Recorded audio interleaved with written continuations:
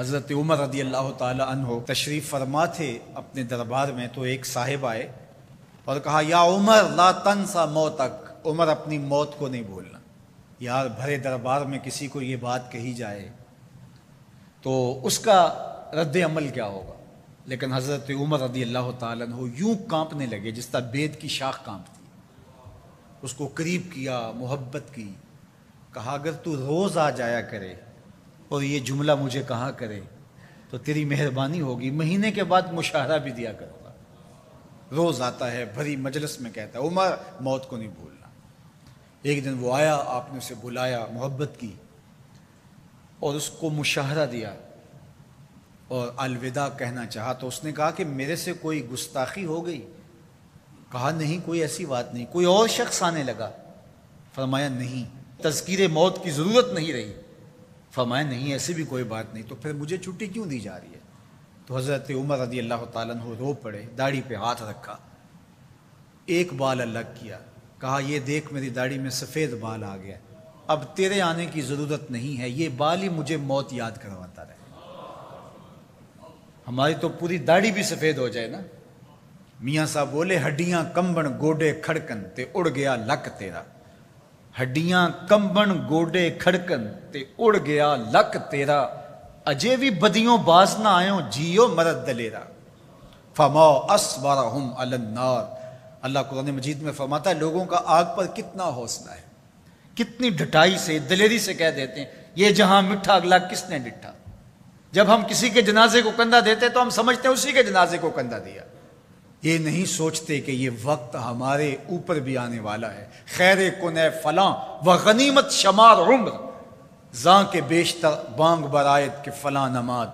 شیخ Saadi فرماتے ہیں کہ اے صاحب نیکی کر لے اور غنیمت شمار کر اس عمر کو، اس سے قبل کہ تیرے لیے بھی اعلان ہو جائے کہ فلاں بھی چلا گیا۔ پہلے تو سپیکروں میں اعلان ہوتا تھا، فیس بک پہ خبر آتی ہے فلاں بھی چلا گیا، فلاں بھی چلا گیا۔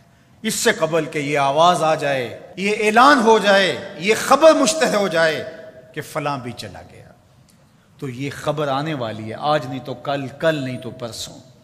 تو کہا کثرت کے ساتھ موت کو یاد کرو، اس سے تمہارے دلوں کا زنگ اترے گا، تم اپنی آخرت کی طرف متوجہ ہو گئے۔ اور دوسری بات ارشاد فرمائی وَتِلَاوَةُ الْقُرْآنِ، اور قرآن مجید کی تلاوت کرو۔ قرآن مجید کی تلاوت اگر تمہاری زندگی کا معمول بن گیا تو تلاوت ایسا نور ہے جو دلوں کے زنگ اتار دیتا ہے اور اللہ کی معرفت کا رنگ چڑھا دیتا ہے۔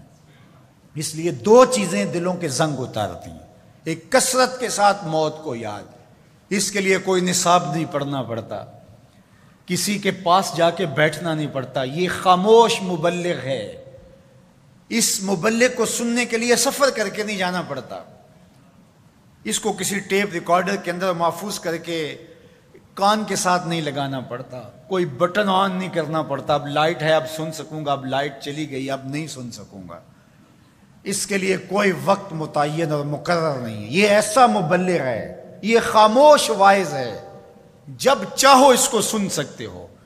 تو کثرت کے ساتھ موت کو یاد کرنا یہ تمہارے لیے دلوں کے زنگ اتارنے کا سبب۔ اور دوسری چیز ارشاد فرمائی وَتِلَاوَةُ الْقُرْآنِ، اور قرآن مجید کی تلاوت۔ جب قرآن مجید کی تلاوت معمول زندگی بن جاتی ہے تو دلوں کے زنگ قرآن مجید اتارتا ہے۔ اس سے بہتر دلوں کو پاک کرنے والی اور چیز ہو کیا سکتی ہے؟ اللہ کا کلام ہمارے پاس موجود ہے۔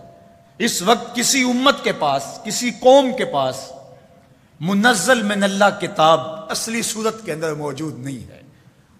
تحریف راہ پا گئی، لوگوں نے کتابوں کے اندر اپنی خواہشات کو شامل کر دیا، مشکل چیزیں نکال دی، ان کے اندر بہت گڑبڑ کر دی، لیکن قرآن مجید کسی زیر اور زبر کے تغیر کے بغیر صدیوں قبل جو سینہ محمد صلی اللہ علیہ وسلم پہ نازل ہوئی تھی آج بھی اسی طرح موجود ہے۔